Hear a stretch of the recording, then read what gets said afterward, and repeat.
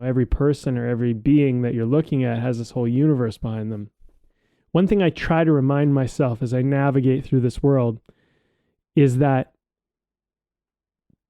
in general, and I'm going to say in general, because I do think there's the rare exception, most people are not trying to burn it all down. They're not trying to just destroy everything. Like they generally have ideals or principles or values or something they think they're coming from when they're trying to stand their position. So they're trying to uphold something they think is good. Now it might be misguided in the way that they're doing, and their opinion might be totally fucking wrong, but you got to understand the person who's trying to hold that thing up. This is Way of the Artist with Brandon Colby Cook and Evan Schulte. Exploring the challenges of the creative call so that you can claim your own path and make your life a work of art.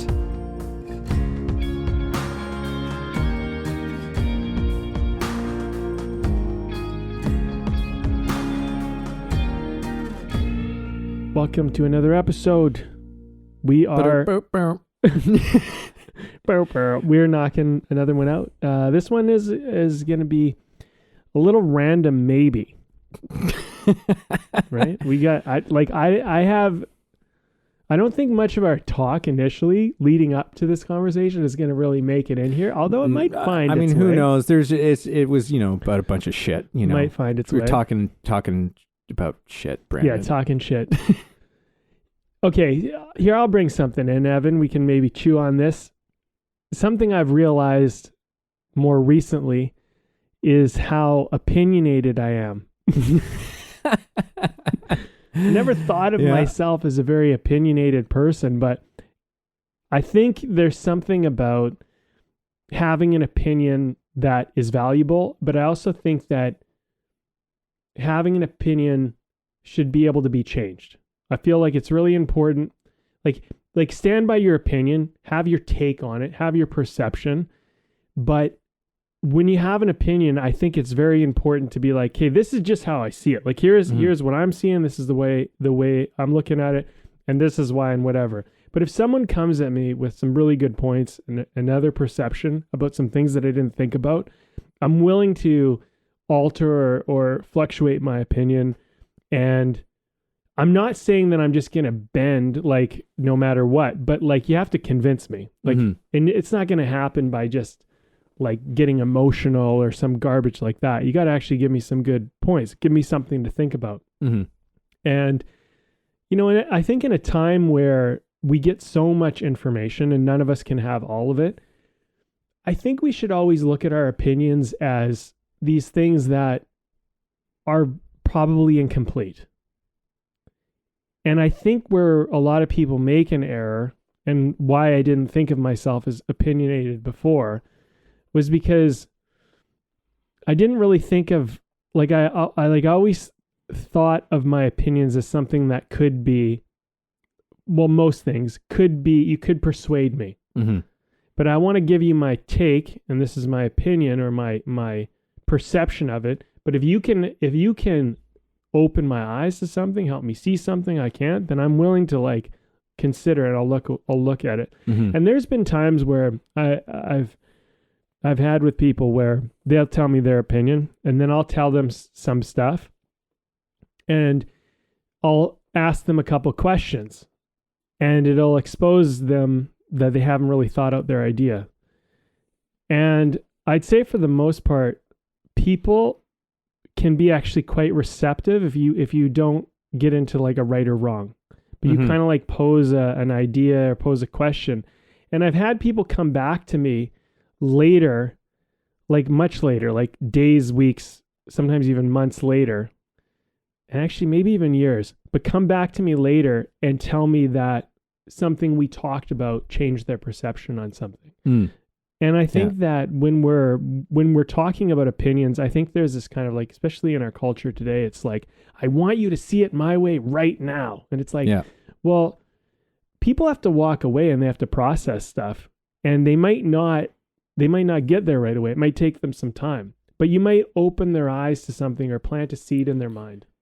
And I think that when we think of opinions, I think one other thing I want to throw into this is, I think often people think of opinions in like really big matters, like, I don't know, like politics or religion or some like real serious shit. But opinions can be about like little things like movies. I think that tastes good. I think that smells good, or that smells weird, or whatever. And that stuff's a little bit more innocuous, but also like there are things that you might like at one time in your life, not like at another, or not like at one point and then like later. So, opinions have all sorts of territory, and I thought I'd throw that in. I don't know, see if it goes. No, I mean, hey man, that's like, I like it. Yeah, I like it. This does feed into part of the conversation that we were having, in a nice sort of like thematic way, which I like. Well, my dad used to always say, opinions are like assholes. Everyone's got one. I'm sure lots of people have heard that one. Yeah, the thing, and it's interesting that you bring this up because I've been thinking about something along those lines as well, which is, I sometimes having just like conversations in my own head and thinking over certain, issues or problems or something that's going on or whatever. Yeah, it can be okay, it is. All right, never mind. I thought you went radio getting all silent? twisted. Yeah, I'm getting all twisted up. But back on track, Evan. Back on track. Realizing that, there are ways in which you just sort of get into a place where it's like, well, I've thought about this through and this is what I think about it and I think I'm right about it. Because nobody thinks about something to try and be wrong about something. We think about it because we're trying to understand, we're trying to be on the right side of things. I think that there's a good and genuine thing there, but it can become deeply problematic when we lose that ability to be open for another perspective. And it's wise to be open to other perspectives because we do have such limited knowledge. We have limited experience. There's a lot that we are just blind to.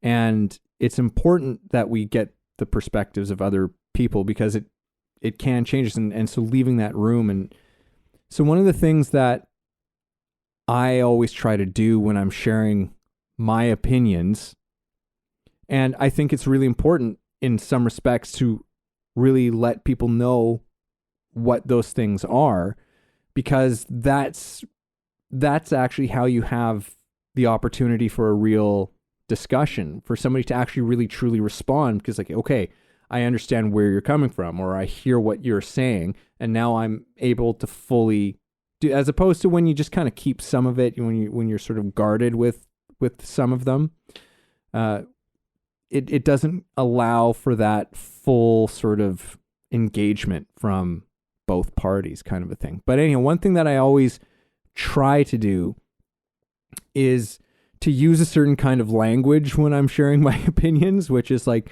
well, it seems to me that da da da da da, or as far as I understand this, da da da da da da da, right?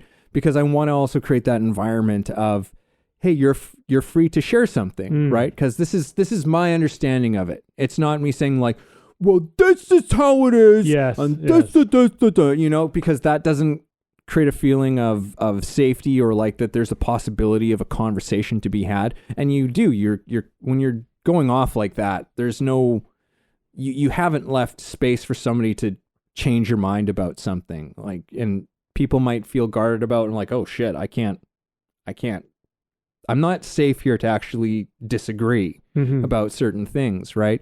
So, but it can be challenging, right? Because there's issues that can be very close to us. There can be issues that we are very passionate about. So keeping that sort of calmness is I don't think we're going to crack that, that's and give the solution to everybody here today with that. But I mean, it's having that an ability to be calm and open is something that I think takes real skill, and I'd say even practice, in order to be able to do when you're engaging with people in, I don't know, really sensitive or controversial subject matter, particularly. Yeah, it's definitely a landmine thing, like, this whole thing of opinions, because people can get emotionally triggered, and if you get too emotional about your opinions, you're usually not very logical, and you're not very practical, and you're not really open, right? Like, I do think there's something good about letting somebody get a little passionate about their opinion. Yeah. And like, I don't think it should just be if you agree with them. I think this is a really important thing. I think, like, I don't know, I guess as I mature and as I get older and I figure things out in my own life, I realize that I'm growing up with the culture I'm in. Like, it's not just me growing up. Like, all of society and culture is growing up with me. Like, we're in relationship. Yeah, we're in relationship. Like, there's wisdoms that our like ancestors and elders have passed down to us, and they're kind of like things that are kind of steady, and we just kind of repeat them through our youth. But there's certain things where culture is just literally growing up. Like, we are growing up and evolving away from versions of tribalism, right? Like, and this us versus them thing is still very active in just about everybody, right? And it can be activated, and all of a sudden you can go, oh, they're the antagonist, they're the bad guy, and I'm the good guy, and we're the good guys, and they're the bad guys, and we can slip right into that. And that's propaganda, as we discussed exactly. on that Aldous Huxley It's also quote. very childish. Yeah. Extremely childish. It's extremely weak in position, but strong in appearance. Hear me out. Yeah. Weak in position, strong in appearance.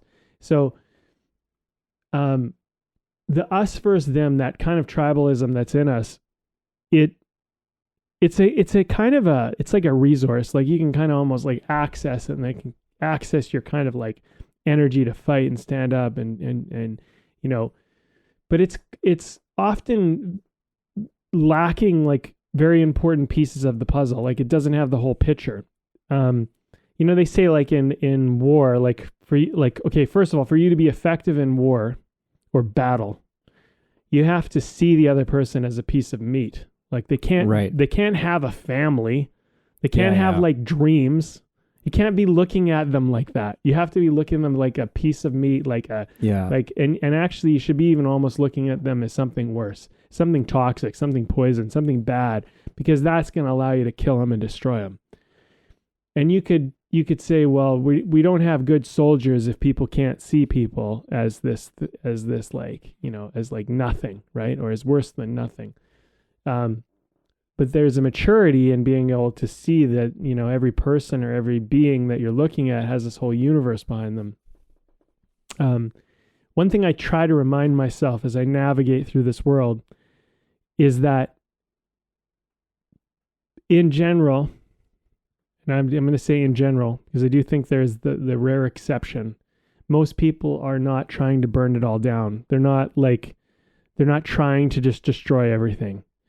Like, they generally have ideals or principles or values or something they think they're coming from when they're trying to stand their position.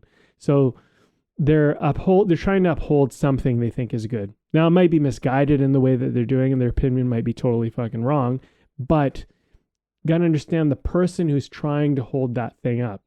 And this is one of those things, is like, you have people arguing, and at the end of the day, if they could just talk values as opposed to opinions, they would actually see that they agree on a lot of the same shit, that they actually are trying to figure out a way to get certain things. And they might value, one person might value something more than the other person values, and they value something different. But the thing is that at the end of the day, when you start talking values, people will start to agree with you. So something I've been trying to do recently is, when I get into a debate with somebody, or like just an argument, and I mean an argument like we're raising points about a way we see things, is I try to go and ask them at some point, like, well, like, why do you think that matters? Or what about that do you think that will do? Or, like I try to get like ask them a question to get them to expose or share the value that they have.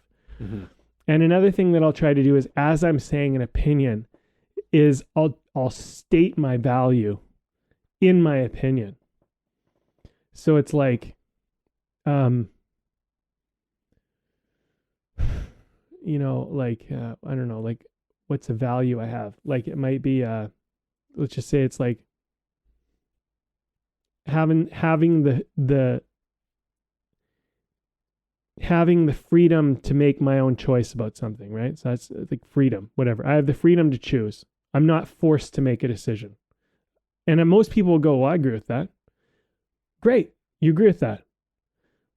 Do you like it? Like if you were forced, if I held a knife to your throat and said, you have to do it this way, how would you feel about that? You know what I mean? Like, like we started getting into a debate, like we can kind of like, we don't have to go that far, but the point is like, okay, we agree on that. Now here's my opinion.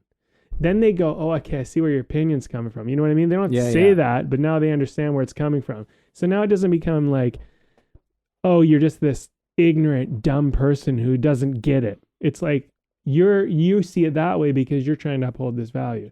And then it breaks down a lot of the armor, right? Because I think one of the worst things people do is we have opinions and then we think the other side is dumb or evil or bad. Yeah. I mean, you and I, we come from acting backgrounds, which in a way I consider it's like the artistic practice of compassion. Yeah. Right. Like, because, one of the first things I remember one of my early teachers telling me is like, you can't play the part of somebody that you judged. Yes. Like you can't, like you won't be able to do it well. You have to find some element of empathy and understanding of even playing a monster of some kind. Right. And that's, in some ways that's something that we have to try and find our way to. There's this expression that I learned from an author named Cynthia Bourgeault, which is like heart seeing. And there was she was making an argument as this was something that we needed to sort of learn to do because, our heads can, which are usually the things that are, when we're getting in like who's right, who's wrong, let's get in an argument and find it out. And like, there's no shortage of seeing those kinds of arguments playing out on a day-to-day basis where people are just trying to like score the point and hit you with the gotcha, right? And they've got very well-built defenses and arguments and things like that are there, but it doesn't necessarily create that thing that you're talking about, right? That place where you meet each other somewhere, right? Or in a place of understanding one another, right? That's a very combative environment, but how do you actually have that understanding thing? And I think that very often you need to kind of dig deeper into something like you're talking about. I think values, like you're saying, is a part of it. And I think that there's also another element of it where especially when somebody's getting very heated about something, very worked up about something, it's just like, what is happening there? Right? Like what is the bringing that kind of emotion that oftentimes fear, anxiety, that sadness, there's like very often you find that underneath all of that, there is some kind of sadness. There's or there's a pain. Maybe we can do that just to, it's a broader stroke, but you can often find that there's some sort of a pain that's there. And it's like, well, what's that thing about? Like you think that things should be this way. So tell me what's going on, right? And you can start to see the person in a new kind of light where it's just like, oh, okay, yeah, I actually understand where you're coming from. Like things are totally crazy. It's hard to make sense of shit or whatever it is. And we're just trying to find a way to move forward. Right. And then, you can connect with the things of values and whatever, but I think that there's got to be some level in which we're communicating and when we're sharing opinions where we actually need to see each other better. I'm sure there's people who have researched this and probably do work on this exact thing. Yeah. It's like, hey, here's how to have conversations with people where you can actually really, really kind of connect with someone that you disagree with. It's not just about seeing each other better, although I do think that's an important part of it. Sometimes I think it's just about seeing something better. And, I'll use like a more like less triggering kind of example than something like freedom, because that can provoke a lot of things in people, right? It's like, freedom to what point, right? There's a certain point where freedom becomes problematic. Like you're not free to do anything. You're not free of your consequences. You're not free of, you have to have values in place that actually limit freedom. So it's like, well, you don't want to harm others. There's all sorts of things that need to come into play, right? It's just a complicated issue in certain respects, right? But like something about, at the restaurant, we'll have taster moments, right? We have a new drink to taste, a new piece of food to taste, something like that.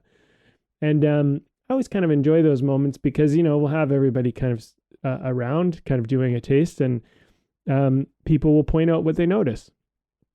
And it's really interesting because it's like, oh, I'm really noticing like it's kind of like really sweet up front, but then that dies out pretty quick. And then there's like left with this coconut flavor, or something like that. And you're like, yeah, I noticed that too. And you're like, and there's a bit of like tartness in there. And like, oh, and like as you discuss it, you begin to pay attention to things that other people are paying attention to. Mm-hmm. And it creates more nuance in your ability to pick up all the details of these flavors and things that you're pouring in. And, to a person who hasn't thought much about flavor, they're just like, oh, it tastes good, doesn't taste good. It's like the base of a lot of people's thinking, right? They really haven't put a lot of thought into it. What I found is like, when I can tell somebody about something and I can give them these kind of nuances and these experiences of flavor, people really appreciate it. They will thank me like profusely afterwards about, wow, like you were so right about that and da da da da. And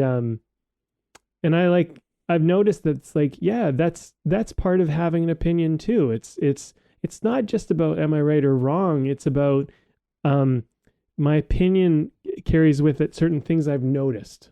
Right.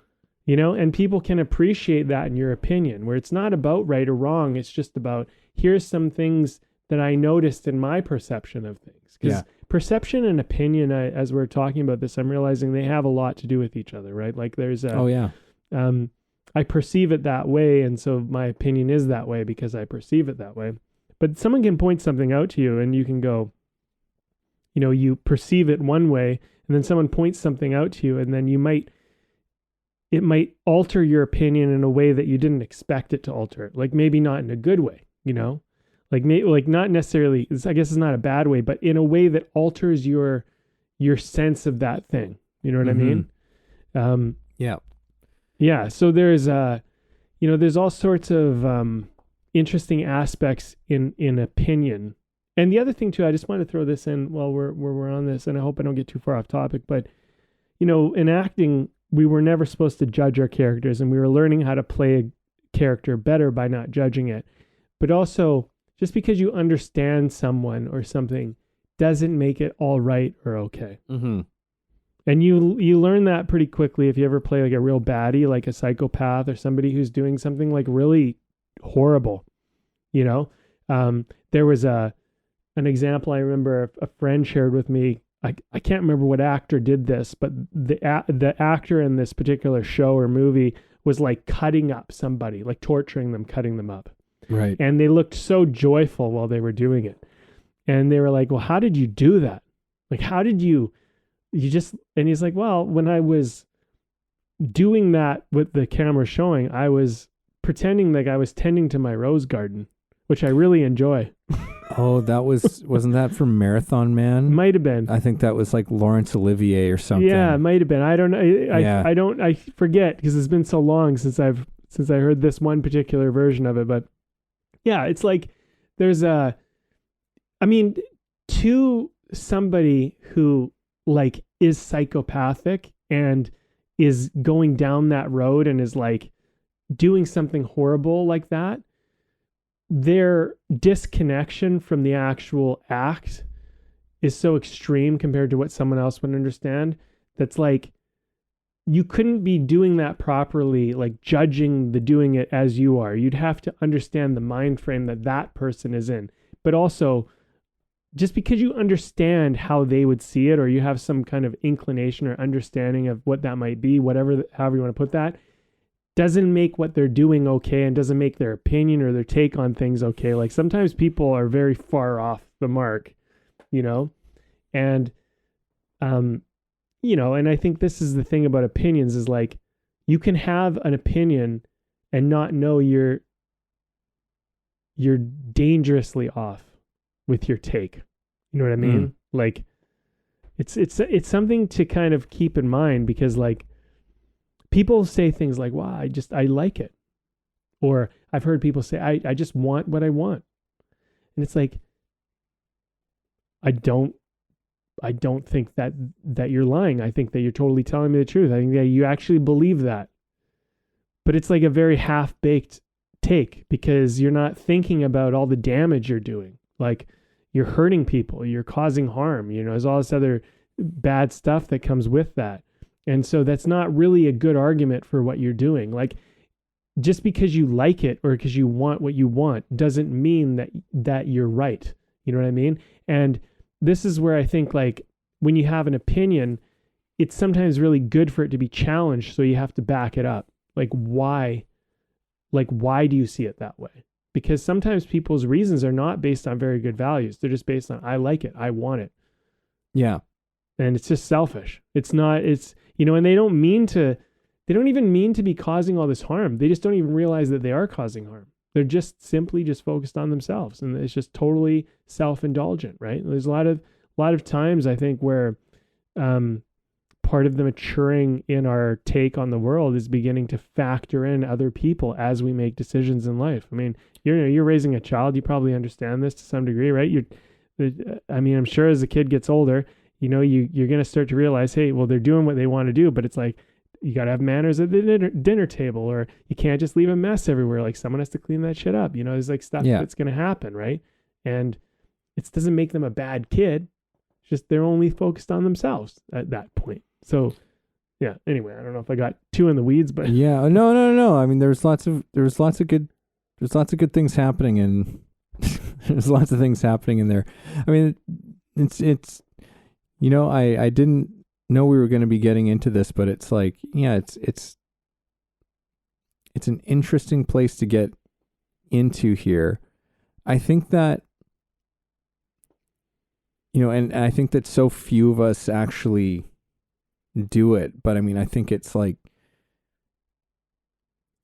seeking out people who disagree with you and that have differences of opinions. Like, that's one thing, when I see kind of a lot of the big conversations and, figures who are, big parts of these conversations, I find it really bizarre that how often these conversations are just happening within their own little circles. Yeah. And I'm just like, well, let's get some of the people who disagree with you in here and have a conversation about that. Or there's been certain people who I somewhat follow who have put out open invitations to, certain people to be like, let's talk about it. And it's always very disappointing when they're like, no, I'm not going to come on and do that and subject. It's like, well, then how are we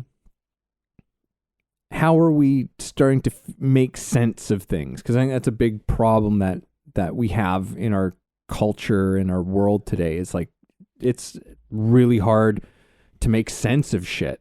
right? Like to a large degree, we can't even agree what the fucking facts are about things. So it's like, so how do you begin to make sense and choose what the best action to take on very serious issues are if people can't agree? But the thing is, like, you have to get the people who are supposed to be informed about these things talking about it, and I think you should be seeking out people who disagree with you.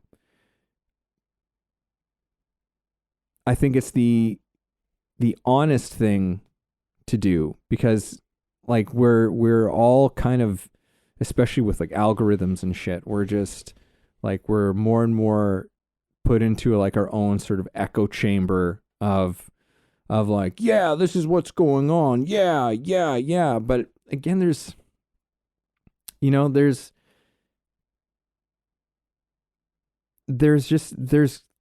gotta be a different way of engagement, of us talking to each other, of us communicating with each other, that's better than the way that we're doing it.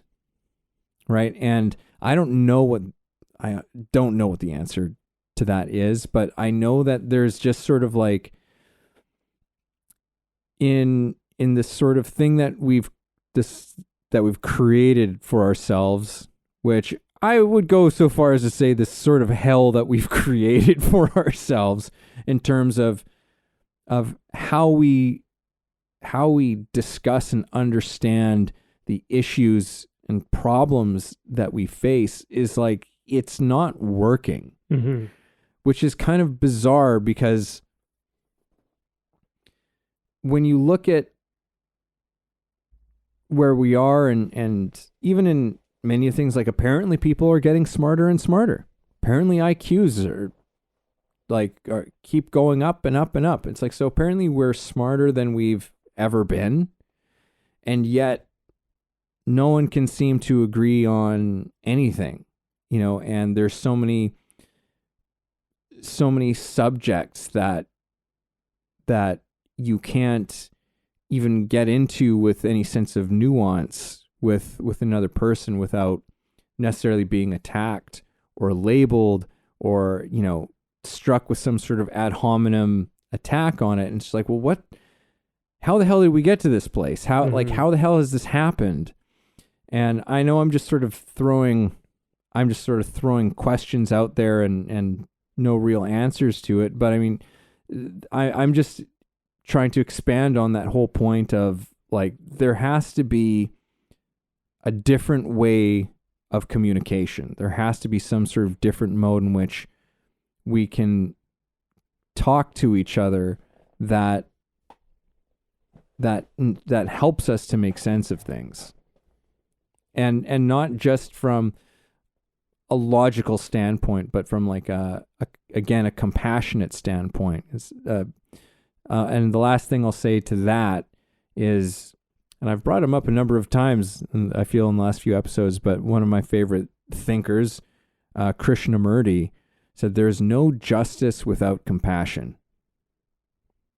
And sort of in a world where, in many respects, a lot of our issue, the things that we are arguing about are about justice in some way. Justice for some sort of situation, for some group of people. Like it's about there being justice for and fairness for people, right? Like that seems to be kind of like a lot. I won't say all, but definitely seems to be a lot of what people are getting into at the kind of the core of it. And I remember when I heard that goes like, there's no justice without compassion, is that means it goes in all directions. Yeah. It's not just like, yeah, so you got to have compassion for this group of people. It's like, yeah. And they've got to have compassion for you. It's that's not a one-way street. That's a two-way street. And to me, it's like, because I've had conversations with people regarding certain subjects where it's just like, where I've literally actually heard them say it's just like, oh, well, it's like they can just fucking eat it, right? Like they can just take it for this, whatever, right? And it's just like, okay, well then, to me, when I hear that kind of reaction from someone, I go, well, then you're not serious about fixing this problem. Mm-hmm. You're actually not. You're actually not serious about doing anything about this issue. If you can't extend yourself a little bit to try to find someone, because a person's not just coming from nowhere. There's reasons, right? And there's probably some good ones in there too. But you have to listen for them, right? You got to be seriously interested in actually finding out what that is, so that you yourself can better understand the problem and maybe actually be able to find a solution. But it only comes through that, again, that open, compassionate space of listening, right? But if you don't have any kind of compassion from the person that you are arguing with about whatever it is, then like truly you are not serious about fixing the problem. I like when you really get down to it, if you're really honest about it, you're not serious. Or you don't even recognize that there is a problem. Yeah, it's like you're more concerned about just being right than actually doing something about the problem. I think that's a big part of that is the big part of the problem with it all, is that people are concerned more with being right than they are with helping to resolve things, fix things, make things better. And they are like, it's all just arrogance at the end of the day, because there's going to be a turn where you're on the other end of the stick and you're going to be whining and bitching and moaning about, how it's not fair for you. And it's just, it goes around, comes around kind of, it's the way it's going to work. You know what I mean? Like, I do think that there's a certain amount of like people will be bullheaded and they'll have to learn the hard way. And sometimes you have to let them learn the hard way. Like, it's just, you can't stop them. You can give them like all the guidance and advice and protection and like heads up and everything. And they're still going to walk right off the cliff, and they're just going to do it anyway. And, I think in certain ways you have to look at certain things with people and go, well, you know what? Who am I to get in the way of your learning? You know what I mean? Like I don't want you to like kill yourself. I don't like, I'm not like, I don't want to, like, it would be careless of me to just let you go off and do something that would be, devastating. To some degree, you're going to have to experience pain in your life. And I think that compassion in a lot of the ways comes through having pain. Like the people who, in my take on it, are the least compassionate are the people who've had to suffer the least. They've had and I'm not saying it's like a suffering contest. I'm just saying, like, if you haven't had any pain, if you haven't had any hard lessons, you're not going to have a lot of compassion, because like life's just easy for you. You live in a bubble, right? And until that bubble bursts, you're going to be walking around. So there's a certain kind of person where it's like, don't even bother having that argument, because they're in a bubble, and you need to kind of recognize that for your own sanity, for your own like well-being, because they're not even trying to be arrogant. They're arrogant because they have no interaction with reality yet. Like they haven't interacted with scraping their knee or bumping themselves against something. They just don't know. And so there's a certain amount of like, you're just going to have to do that. And this whole thing, like, I do think a lot of us we're trying to go for fairness.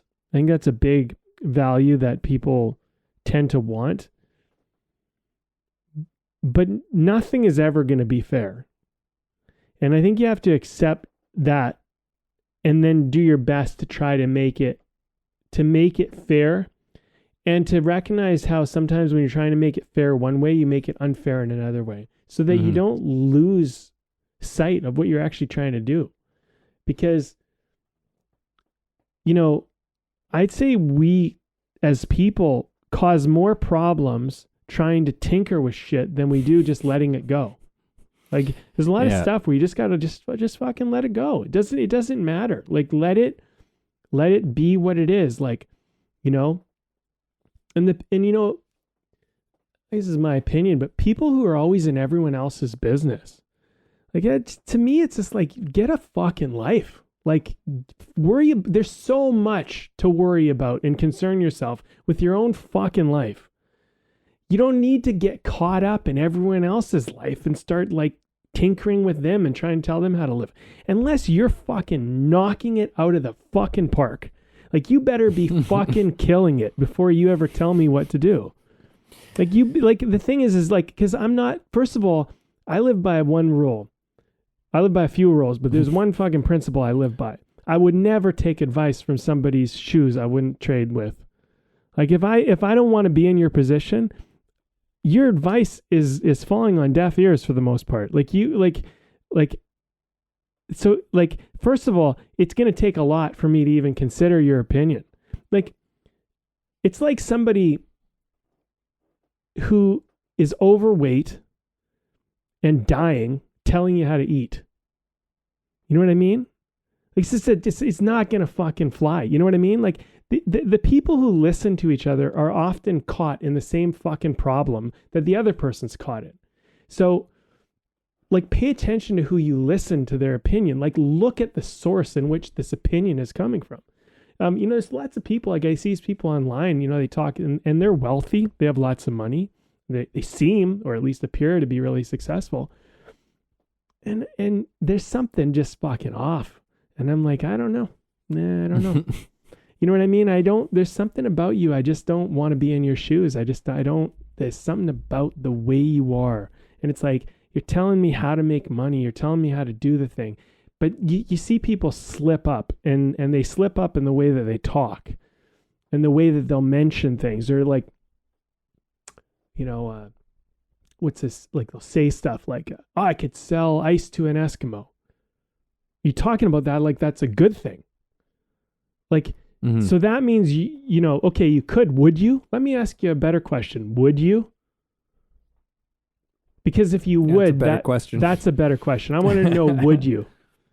Because if you could, hey, that's impressive that you could sell somebody something they don't need and have plenty of, and you could fucking literally steal their money without them realizing you're stealing it from them, or steal their resources without them realizing it. But would you? That's going to tell me a lot more about your character and who you are as a person. And that's why we need to ask these kind of questions. Like, why do you have this opinion? Why are you saying that? What is it that you're going for? And, and I think that, because it's vulnerable. It's vulnerable, right? And it's vulnerable to admit that, hey, like, you know what? I don't have all my shit together. I haven't really figured this out. I don't really know. And you know what? Maybe I shouldn't speak on that because I haven't really figured that out in my own life yet. But people don't really take that position. So I think like it's really important, from the other side of things is like when we're talking about opinions, is like consider people's opinions. There's this one girl that I work with and she loves a sweet drink. She just loves sweet, like super sweet, way sweeter than most of us like. When she tells me she likes something, I always factor that in. So I'm like, oh yeah, I remember she likes really sweet stuff. I don't love really sweet stuff. I don't mind a sweet drink, but I don't want a super sweet drink. I think it's kind of like, I don't like it. But the thing is, I factor that into my mind. And there was one time we were doing a taste test of a couple wines, and I'm not gonna say like I'm better at it or whatever, but I knew that there was like out of the wines that we're tasting, I kind of knew that like overall one was probably going to be the winner, and I had a sense about it, and I tasted them all and I was like, okay. And she was like, I like this one, which was like kind of like what I would think would be like more like the second choice, not the first. And then there was another one that was like, yeah, this is not so good, but fine. We went through the taste test and she's like, well, there's like kind of a black cherry flavor in it. And I remember like we were talking about it, I could see why you like that.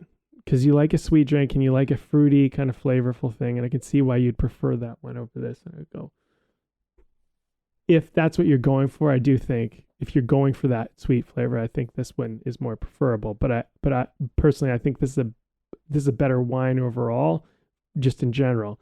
And we kind of had a debate on it, right? And it's like, and as we talked about it, most people kind of agreed. Yeah, okay, the one that she liked, she liked the fruity quality of it that the other one didn't have. But we have these biases in our opinions, right? We're looking for something, we might be searching for something. It's not to say that she's wrong. It's just to say that sometimes we don't see our own thing. Like if you like a sweet drink, then you're going to be biased to like a sweeter drink, right? You know what I'm saying? Like, I'm not saying she's wrong, and I'm not saying that like, because when you come down to taste, it's not that the wine that I liked was better and hers was worse, or hers was better and mine was worse. But it's understanding this is why when we put these two wines together, these two in particular, you're choosing this one because it has a quality that you're looking for in your drink. Right. You know what I'm saying? Yeah. No, and that's okay. That's okay. But now we know, because you're going to be looking for that. Yeah. You know what I mean? It kind of comes back to that thing of values. Yeah. Right. Isn't it just what you talking about, just what you're saying? It's bringing up something for me that I've been thinking about. I reread a book called The Wisdom of Insecurity by Alan Watts. And, he was talking about our intellects and sort of the, our minds of science and reason and things like that. And how these things are not, our language is just symbols for reality, right? But are not really reality itself. And he brought in this factor, like this sort of example of, it's like, well, do we classify the tree by its bark or its leaves? Both would be true, right? But it depends on what you want to do with it, right? What is the utility that you're looking for, right? Like in terms of why you're classifying it by this way or by another way, right? And that's maybe part of the whole problem that we face with this, with like kind of at the heart of the problem is that it's like, well, it's because we're all like, we might be talking about just different classifications of the same damn thing. Well, right? It's just like it's like you're prioritizing the leaves, I'm prioritizing the bark. We're both talking about the same fucking tree. Yeah. But like, it's like, no, it's the leaves. It's got to be about the leaves. It's like, no, it's got to be about the bark. And it's just like, in a way, it just seems kind of silly. Yeah. To a degree, but because like you realize you're talking about the same thing. And it depends. I mean, it totally depends on the use or the utility or the reason. Like, is it because you want to look at it because it's going to be in your yard, or it's something you want to see in your garden, or is it going to be something you're going to, use to build a desk? Is it going to be something like what are you doing? Like what is the reason? With like the wine, for example, to go back to that, the reason why we're doing some of these tasting tests and with these wines is because we're selecting wines to replace the certain catalog that's on there, right? So we're trying to choose wines that will replace certain things that would be there. And so as we're doing this, part of our job is to be able to describe, this is why I like this one, or this is why, I prefer this one over this one. And not just saying this one's good and this one isn't so good. It's like give an explanation, argue your point, because everybody has a say. And yeah, it's all fine and dandy when we all agree on it, but also like we're going to be serving this stuff and we want to be able to tell people what are they getting into and whatever. And so if both of these wines, for example, are going to be on the catalog, let's be able to describe why both of them would be on the catalog, rather than one or the other. And this little difference in this cherry flavored wine, or whatever, might make enough of an impact to be like, okay, well, this is a good wine and that's a good wine. Maybe these are both valid options to carry, And that's the thing is like, to bring this back to like art, right? It's like, say you're doing casting. I've done a lot of casting. I think I've cast like, hundreds of actors, if not like, I'm close to probably, I've seen like over 1,000 auditions, that's for sure. Maybe thousands. But the thing is that when you're narrowing it down, you get down to this point where in some cases you're looking at, like, sometimes there's an obvious choice. It's just like, oh, that's the person. You just know it. And that's always nice. But often what will happen is you'll get down, particularly for smaller roles, this happens, I find a lot. You get down to like 2 or 3 or 5 or sometimes like 7 people, and you're trying to narrow it down. You're trying to cut down, like, okay. And so then as you're going through the casting process, you're trying to figure out, well, why would I choose this person versus this person? And nuance starts to really matter. And I think as an actor, I think it's very interesting for the actors on the other side to hear this.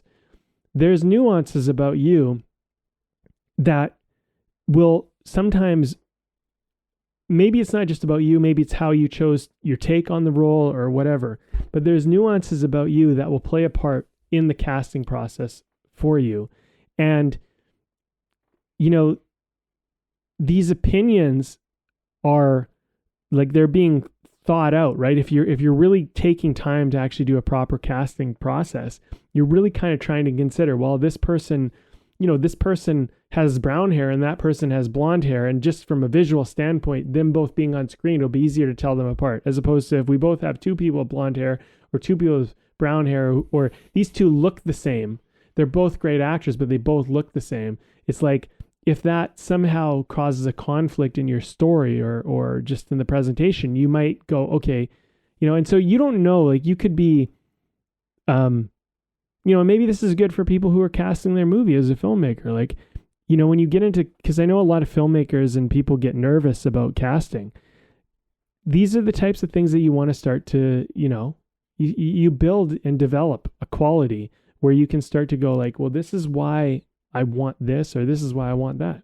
And you could be arguing for a shot on set, as another example I could think of. It's like, well, I think we should shoot this from a low angle, or I think we should do this in one take, or, I think that we should cut a few of the shots around this scene. And if you have an argument and a good point, an opinion on why that is, you can win your artistic battles.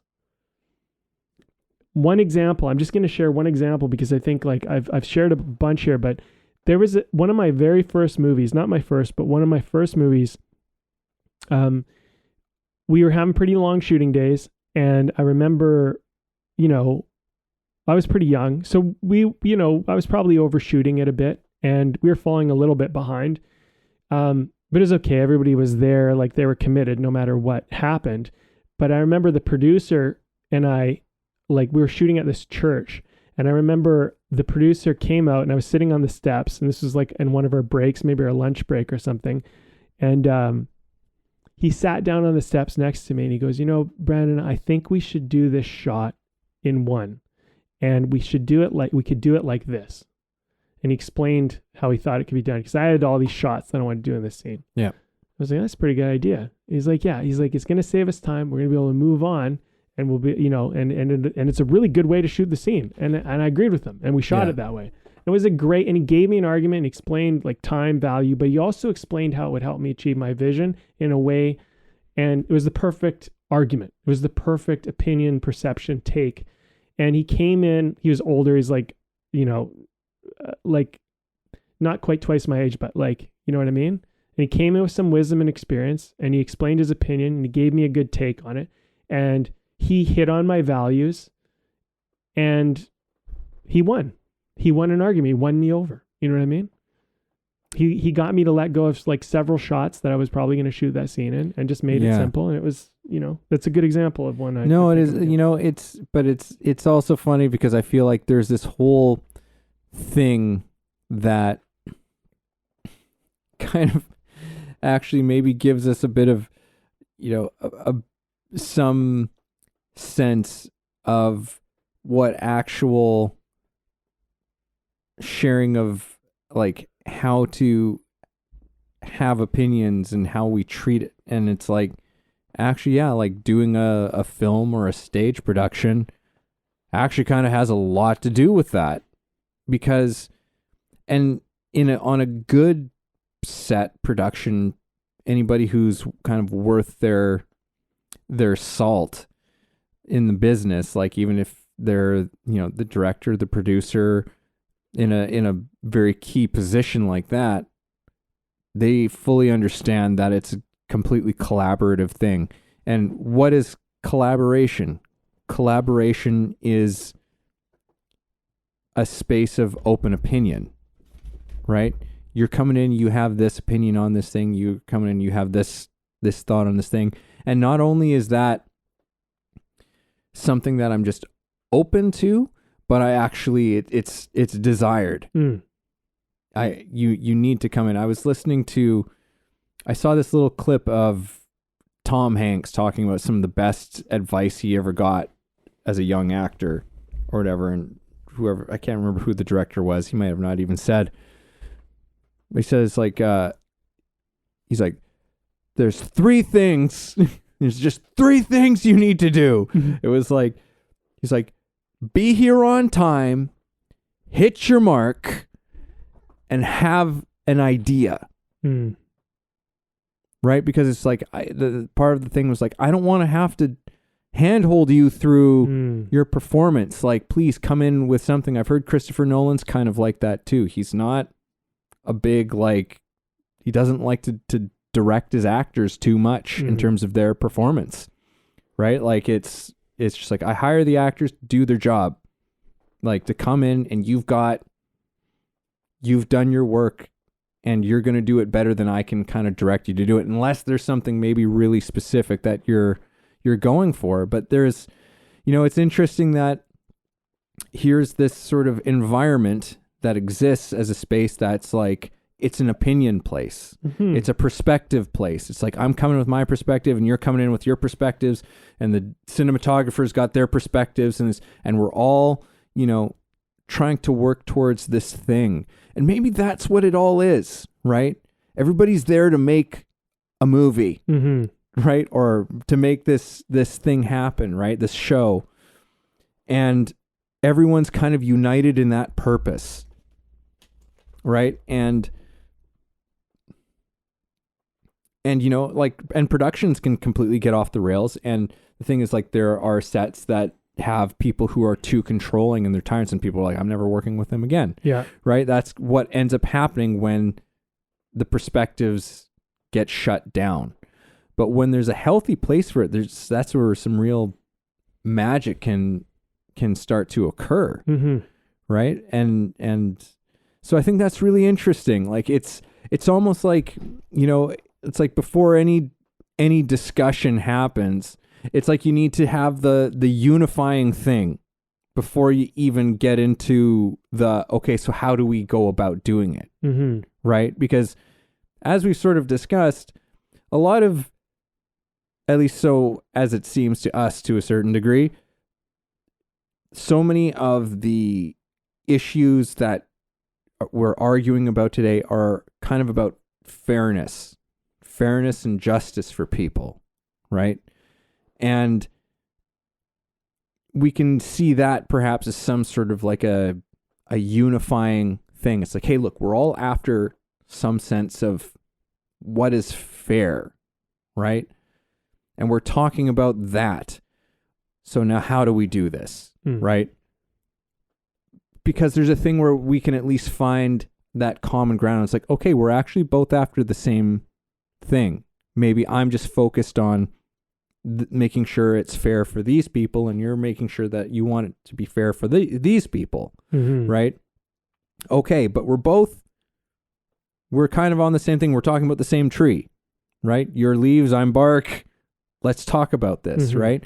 But that's maybe the kind of the thing that we lose in the whole situation is like, well, but what's the unifying vision of this conversation, right? What's the unifying vision behind this argument that we're having? Because there has to be, you know what I mean? Like, there has to be, because like we're here arguing about the same damn thing.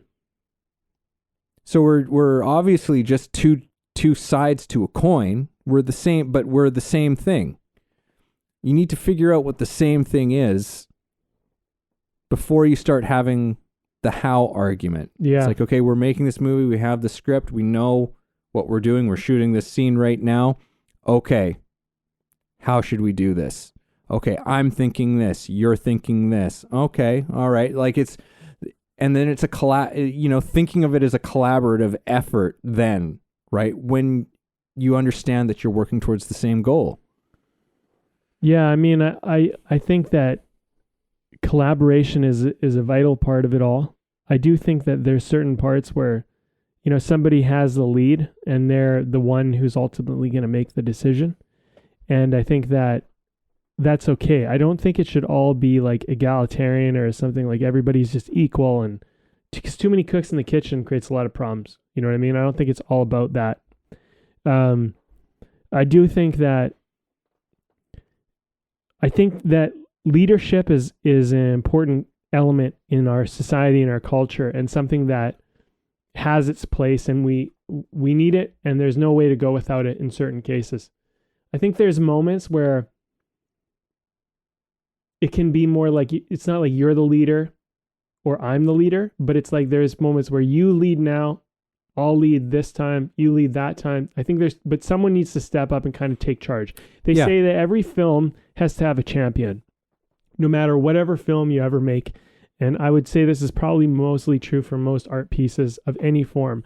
It needs a champion. It needs someone who believes in it, someone wants to get it done, someone who's going to spearhead it and go and spearhead it, like the head of the spear, right? That's the leader, right? The person who's going to say, hey, like, I'm going to be that first point that's going to, cut through everything, and I'm going to lead this thing. And the thing is that a lot of the best leaders don't know everything. And I think that we have, in our society, we have this kind of false perception of leadership. Like, oh, our leaders just know. It's like, they don't fucking know. They're just people. I mean, sometimes leaders just have qualities that the rest of us don't have, or they've done work in certain areas that the rest of us haven't, and they put themselves in a position to lead and whatever, or they cared enough and we didn't care enough. And so whatever, like, there's all sorts of reasons why people become leaders. Yeah. And there's all sorts of rotten reasons too. But the point is that at the end of the day, if you're making an argument to your buddy, that's one thing. But if you're making an argument to the leader, someone who can actually be a decision maker, somebody who can actually persuade or influence or let them understand where you're coming from. I think it's about coming from a point of view of understanding, like, what's the leader trying to do, and what am I trying to do, and where do we align, and how do I see a strategy in which we can go about this, right? And leaders sometimes factor in things that, like, followers don't consider. Like, I've seen this with leaders where they don't do something because they're considering something that's not even in your mind. Like, for example, the owner of the restaurant made this incredibly tasty appetizer, and we did a tasting of it. And we were, oh, it's really good. And he was like, yeah, I think it's but it's a bit heavy. I was like, oh yeah. And as we were kind of talking about it, I'm like, oh, okay, I get it. This is an appetizer. And if you fill up on this thing, you're not even going to want to eat anything else. Yeah. And so there's there's an art to kind of presenting an appetizer to a table. Like, someone's there to enjoy a meal, and say you have this big heavy bread meal or something like that, right? Yeah. It can actually ruin your experience because, yeah, you bang for the buck, you get some bread, you get filled up, you come whatever, and you don't spend more money. Yeah, there's that. But there's also this kind of like, I'm too full to eat my actual meal because I ordered this appetizer. Yeah. And so that was something when we were talking about, like, picking an appetizer or rating appetizers, I wasn't even considering anything being too heavy. But that was something, like, with all his experience and knowledge and awareness, there's all sorts of things that he'll teach me just out of understanding, oh, hey, this is a factor that I'm considering as we're talking about if this could work or not. And, it's interesting, right? Because I think we have opinions sometimes that are just like, they're not, we don't have all the information. I think I mentioned this very early on, right? Yeah. We have opinions and it's like, yeah, that's really good. We should totally serve that. It's like, yeah, but it has this really negative side. Yeah. Which is that it's too filling And what's going to end up happening is people will order it and they won't want to order something else, and I've seen the consequences of that, like serving for a little bit. It's interesting because there's a part of you that goes like, people are going more for an experience than a meal, but they don't necessarily always know that. And part of your job as a leader is somebody who's facilitating that, who's serving that, who's presenting that, is for you to be aware of that for them and to take care of that. Right. And this is where being good at what you do is about having care with the extra information you have, and using it like in a way that helps and serves everybody. Right. Because from an uninformed person would think people come to a restaurant to get fed to be full, but it isn't actually always the case. And in fact, depending on the restaurant, it's actually secondary. I would say that the restaurant I work for or work at, whatever, it's often more about the experience than it is about being full. And experience is very important. So when you're thinking about what is my actual job here, my job is to facilitate an experience. It's not just to help people shovel food into their mouth. Yeah. You know what I'm saying? Yeah. And this is a very important nuance and difference in like understanding, okay, this is why this matters. This is why this is a relevant detail to bring up or irrelevant detail to bring up, that type of thing. Yeah. And it's a word that came up in my mind earlier and it's coming up again is like, it's that word humility, and a lot of people for many years have been teaching the virtue of humility as something to carry with you. And it's in this conversation, it's that humility of, it's just like, you just don't actually know everything about this. Yeah. And you never will. Yeah. And if you really take that to heart, any conversation you're going into with any person, even if you disagree with them, you're coming into it with that sense of like, I don't know everything about this though. Yeah.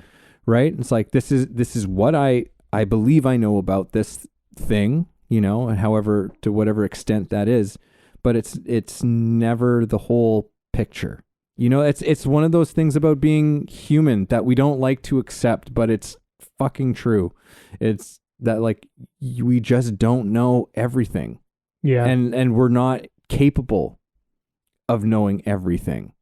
Like, it's just like, and yeah, but we're very much, we've got our walls up trying to be like we do, like we've got the final word on shit, and it's just like, we don't exactly, like, maybe I know it's because we're like embarrassed that we just like, we think we need to know everything.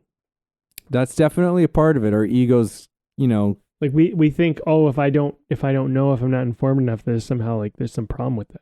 And people think I'm an idiot and blah. Yeah. I mean, and that's not even a baseless fear, because No. I mean, you just look at what it is out there. Like, you get those like things like, oh, gotcha. Yeah. It's like, oh my God, look, they got destroyed. Yeah. They got, watch us, blah, blah, blah. I hate that shit. Yeah. Like, I can't stand it. Like, I just go like, this is not, like, this is just people being like in their armchairs being like, cheering for their team. And it's just like, but there's nothing really creative that's coming out of it. Right. But I wanted to come back to something just for Sure. a second, and then we should probably wrap this one up here. I agree. But, there's just something, you're talking about a leader, and I was like, yeah, like there does need to be a leader. And I was thinking of one of the chapters from the Tao Te Ching, which was a book that was actually in many respects written for leaders. Like, a lot of the stuff is quite pertaining to like people who are in positions of being kings and stuff like that. Right. And how do you best be a king? And one of the passages in there is something along the lines of, you know, that a great leader never seems to look like they've done anything. And it's like, but accomplishes everything, but the people will think they did it themselves. Right? Like, it's this kind of interesting notion that it's just like, but I think that's very true. Like, I think of people who I think of as great, who are great leaders to an extent. It's like, they're really good at giving people permission, right, to do what they do. Like, they're really good at, but again, they're the ones who are holding and maintaining that vision, that direction, right? Like, they're the kind of the embodiment of the where we're going, right? And they're holding it all. I kind of like that vision of like the spearhead that you were saying, you know, this triangle, like they're at the head of it and they're kind of got their arms stretched out and they're just like holding all of these people together in this sort of direction, right? Like, we're all going this way. What are you doing? Love it. Great. What are you doing? Maybe we need to think about this, because like, I'm actually talking to everybody here. And so in many respects, that person sort of knows how everything is fitting together, right? And they're holding how everything fits together, right? But like, it really has so much to do with everybody else doing what they do best, right? And great leaders always just like, that's, you know, they don't, like Simon Sinek talks a lot about this, but he's like, you know, people talking about like getting the best out of their employees, like there's something to be extracted, you know, and just like, it's not like what's going on. It's like, what is the environment that you're creating for people's best to come through, right? And that's in many respects what a great leader does, you know, and it takes a certain set of skills, because like that does make it sound like, oh, well, then they don't really do anything. Everyone else you know, has the expertise and, you know, does the actual work. But it's like that's true in a sense, but a great leader is doing a lot of things that not everyone can do. There's a lot of soft skills in a great leader, that not everybody has the fortitude for, because you're also the person who's at the head of it. There's a lot of pressure that comes with that. There's a lot of, you know, like I can't imagine being a world leader. You know, like I know for a fact that I do not have the constitution to do that. At least not at this point in my life. I'm just like, no, that would sound awful. What the demands of doing something like that, of, you know, the appearances, the amount of, you know, traveling and shit that you've got to like deal with constantly, you know, and then try and go to bed at night and do it the next day and the next day. And then like, it just, sorry, no, thank you. Like there's, and I think it, you know, we romanticize that, the idea of being, yeah, if I was in charge, and it's like, yeah, but most of us would probably hate that shit. Right. But yeah, anyhow, like a great leader does bring, and this is me not saying that like all world leaders are great leaders, well, I hope not. Definitely, I am definitely not saying that. All I'm saying is that a great leader does need to possess certain things, you know, certain qualities that not the majority of people have. Right. So, but yeah, just there's something that I feel like, there's just something that I feel is interesting about the whole thing of understanding this problem of opinions, Brandon. But yeah, well, I guess, you know, I mean, I think most people, I guess is an opinion, but I think that most people don't actually want to lead because they say they would like to lead, but they don't, because they don't like to stand alone. And a leader has to be able to stand alone. And that's a key ingredient to being a leader. You have to be willing to stand separate from the crowd, to be pointed at, and to be essentially just have people throw rocks at you from the shadows. This is something you have to deal with, and it can suck. And I could only imagine if you're a world leader, like, people try to kill you. Like, it's like the rocks are bullets, or something else, right? Like, who knows, right? So, like, the thing is there's the severity of being a leader is not easy to handle. And I think that with opinions, when you have an opinion, you are putting yourself, if you're standing behind your opinion, you're putting yourself into a leadership position, whether you like it or not, because it's very easy to have an opinion if everyone around you agrees with you. It's not a fucking opinion. That's like, you're just basically agreeing with everyone. You're not thinking for yourself. You know what I mean? Like, what takes some like courage and leadership is to have your opinion and present it to somebody who doesn't necessarily agree with you, and to open up their mind, persuade them, like help them see what you're thinking. I think I'll bring it back to this before we wrap it up, but show up on time, hit your mark, and have an idea. I feel like this is just such a good, it's just like such a good lesson just for life. I really do think you should show up on time, like in life. I think that's because how can you be taken seriously if you're late? You know what I mean? Like, show up on time. Like, don't have people waiting for you, because the moment you are late, you've already cut yourself off of the knees. You know what I mean? Oh, you know what? Yeah. Sorry, I'm going to slightly correct this because I actually said it wrong. Okay, what is it? It's show up on time. Yeah. Know your lines. Okay. And have an idea. Okay. Right. Know your lines. Which, because I was just like, oh yeah, right. Because he was saying, it's like, how many people have you worked with who don't even do those first two? Yeah.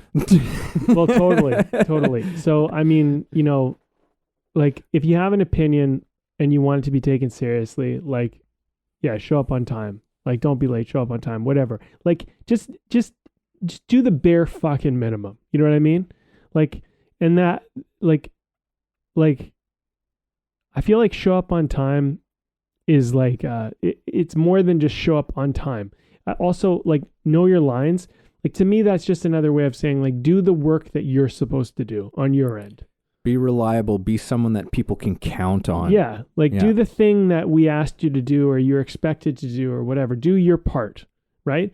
Like, nobody should ever be telling anybody what to do if they can't make their own bed. You know what I mean? Like, just fuck, like if you can't even clean your house, don't tell us how to clean up the world. You know what I'm saying? Like, like, look at yourself first. You know what I mean? Like, do your basic shit. If you can take care of your own little world, then you can maybe start to entertain taking care of other people's worlds. You know what I mean? And then I think in the final thing is, like, if you've done that very basic work, which is like, take care of your house, know your lines, take care of your business, do your thing, show up, be respectful. I think, like, show up on time is like, be respectful. Like, that's another way of saying that.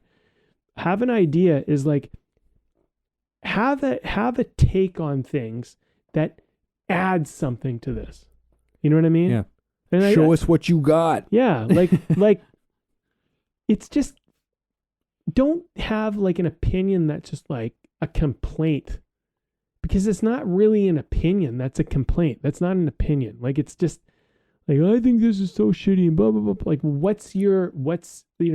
like, I mean, it's like, if someone comes to me and they complain about something, I'll be a sounding wall for them and let them let it out.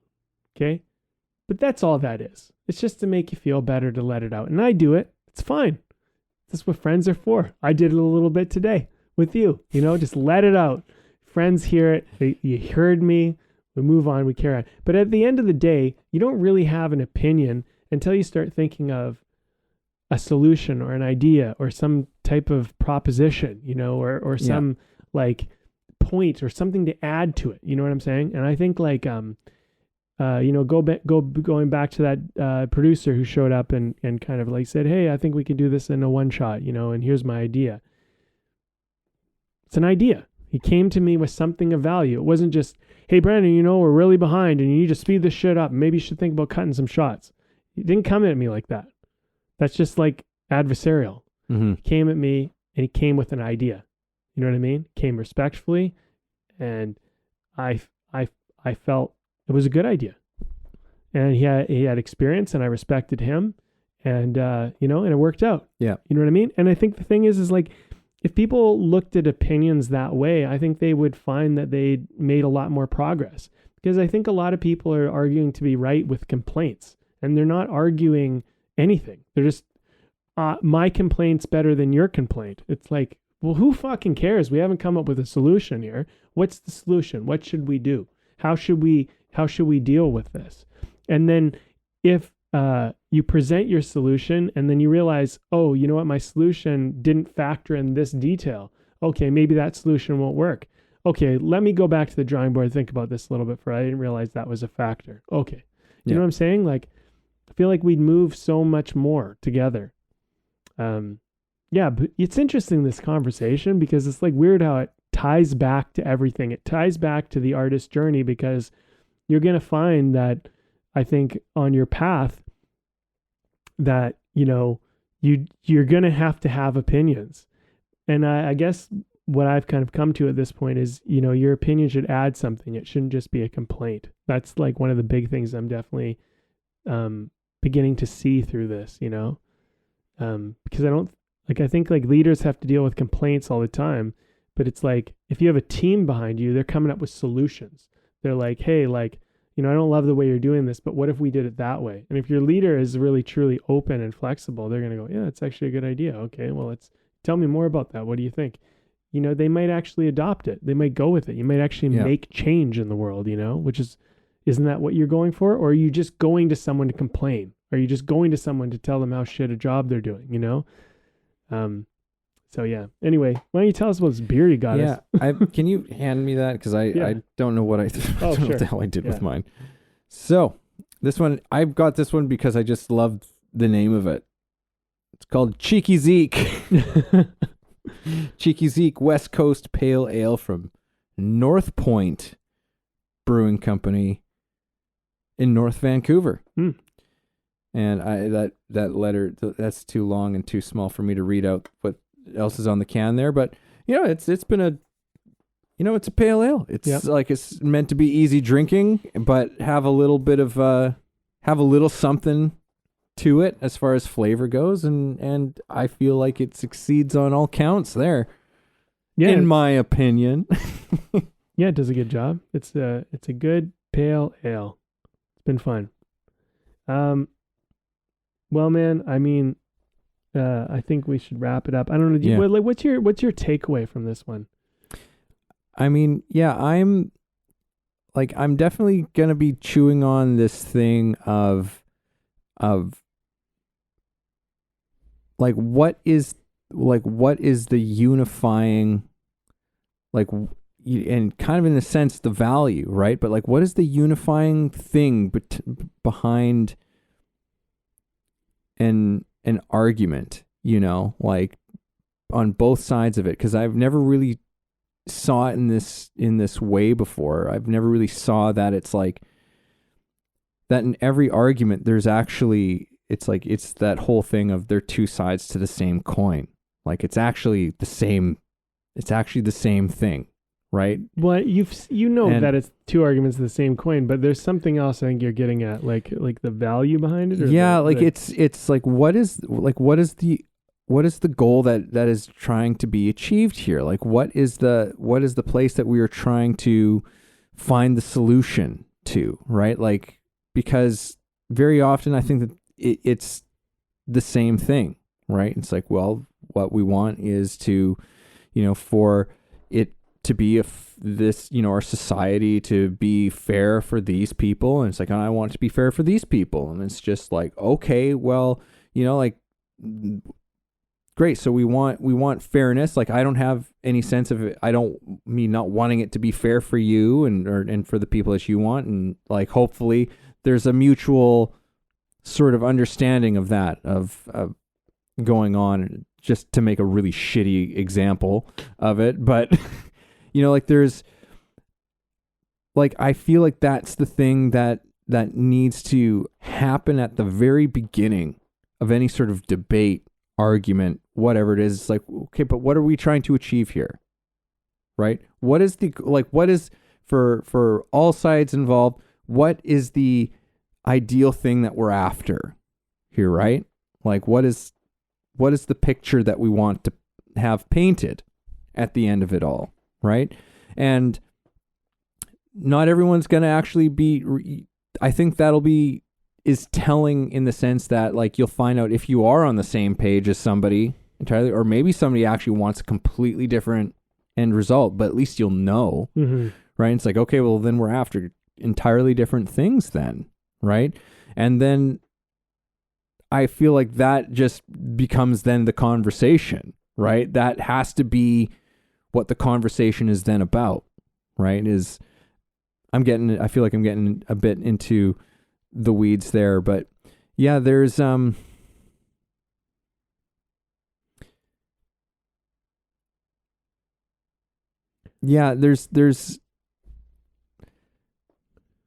had something, but I kind of lost it. It might come back. But yeah, I'm really going to be chewing on this whole thing and trying to actually explore that a little bit whenever I'm getting into some territory that there's some opinionated subject matter that usually comes up, and just be like, okay, well let's let's try and figure out the place where it's like, okay, so I disagree with you on this or whatever, but let's first, like, what is the thing that you want to see come out, right? Because this is what I would like to see happen. This is kind of how I would like to see this to all come out, and see what happens when we find a place, if we find a place that we actually realize that we share the same goal, right? We share the same general direction of something. It's like, because from that place, then it becomes a collaboration, right? And that was sort of, the thing that was the last idea. It's like, is seeing how argument or debate, or however you want to call it, just like, but argument is collaboration, right? Debate as collaboration. It's not actually adversarial, right? It's actually a collaborative effort, just like on a movie set, right? And it comes out of that understanding and that wisdom of like, I don't know the whole picture, right? You don't know the whole picture either, but we come together, maybe we understand, like we actually have a bigger picture by bringing those things together, by bringing those two sides together. But that has to come from first understanding how they're just sides of the same coin. That these are not separate entities. It's actually one and the same. Yeah, I mean, I think there's going to be times where collaboration is a lot closer than you think, and if you can kind of figure out what you're both going for, and you realize you're actually both working for the same thing, or whatever, the group's working for the same thing, I think it becomes very simple, because you're simply looking at getting the same thing but in different ways, or going about it in different ways. And I think that's really good to figure out right away, because if you are working with somebody and you find that you actually are going for the same things, you might actually bond. You might actually find that it connects you, I think there's probably going to be cases where you're not really collaborating as much. Like you're more in conflict. Your values are somehow, and I think in that respect, I'm just thinking maybe you have to go deeper, because maybe there's a deeper value underneath all of that, and you can find some common ground. You can start to go like, okay, well,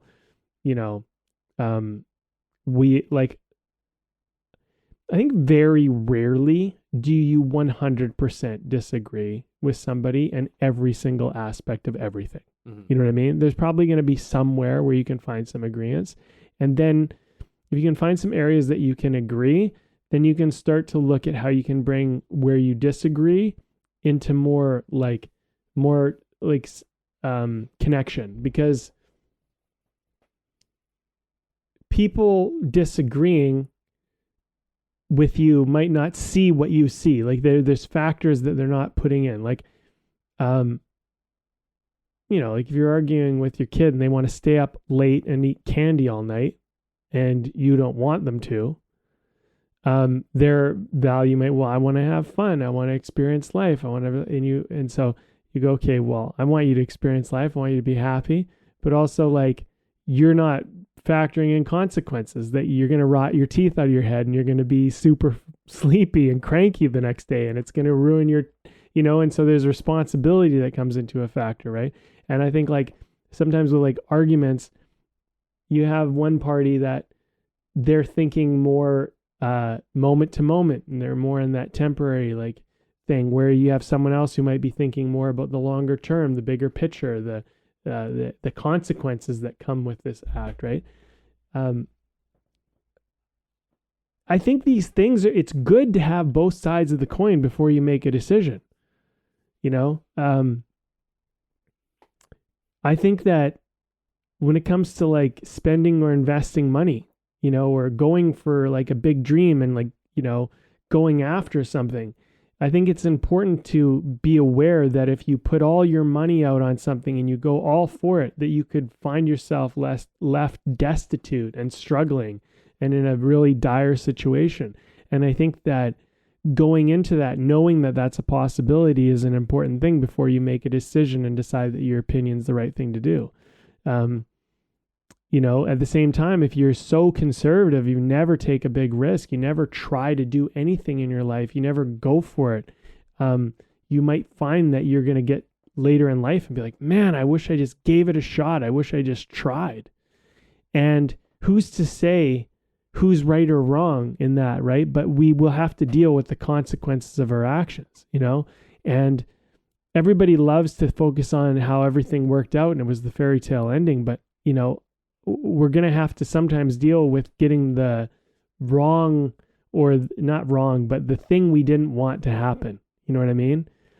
And I think when you are able to grasp more of the picture and consider more sides, you can make a more informed decision.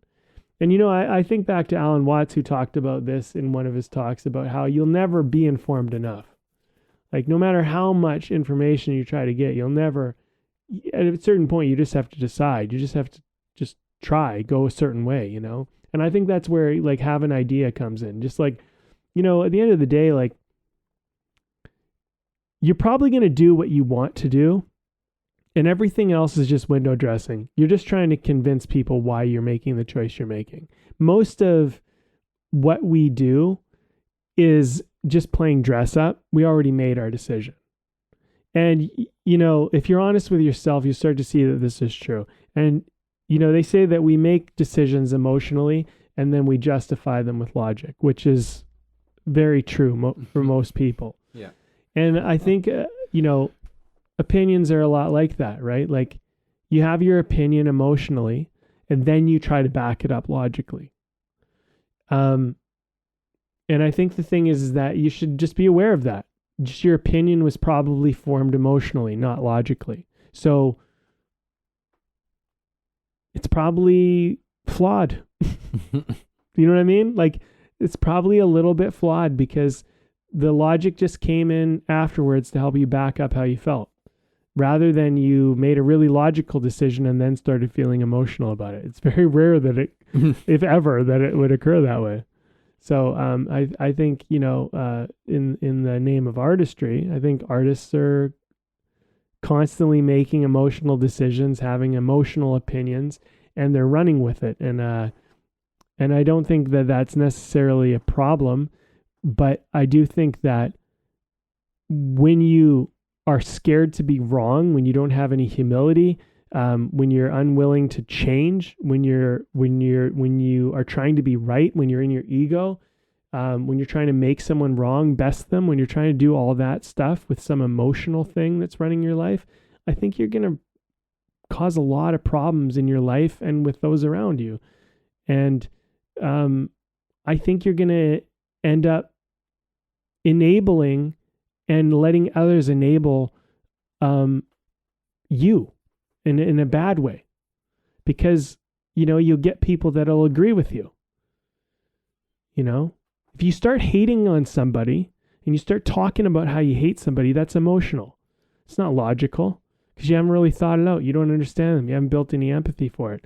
And then if you get a bunch of other people to hate them with you, then you just have a whole bunch of people and you're just illogical idiots, you know, just a bunch of illogical, emotional idiots who just hate somebody or hate some group or hate something. You haven't really thought it out. You know what I mean? And I think that's, you know, it's the death of artistry. It's the death of creativity. And it's the death of you as a person expanding. And it's the death of definitely connection, you know, although it'll make you tribal. So it'll give you that connection, but you know, then it's just you against the world or us against them, you know, it's just a big problem. So I don't know, man. I don't know. You got any final thoughts? I thought I already shared them, but, okay. You know, I don't know. Final thoughts, be on time, know your lines, have an idea.